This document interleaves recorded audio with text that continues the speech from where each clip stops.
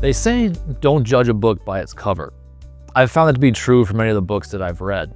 The cover might be old and worn, perhaps the sleeve has long been lost and you're left with nothing but a plain hardcover. Maybe the artwork is old and outdated and does nothing to make you actually want to read it. But you never know until you do.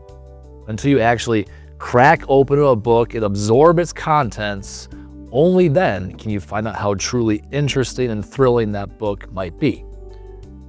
When it comes to people, God warns us about judging others by their covers, by their outward appearance.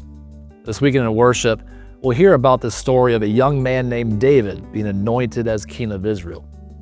There seemed to be a whole bunch of better choices, older and more handsome brothers who appeared to be much more qualified for the job. But the Lord would say to Samuel, "The Lord does not look at the things people look at. People look at the outward appearance, but the Lord looks at the heart."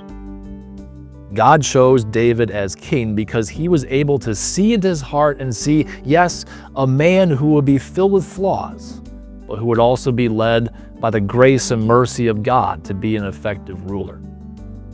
God has done the same for us. Outwardly, we might appear as deeply flawed sinners who deserve none of his love, but God looks deeper.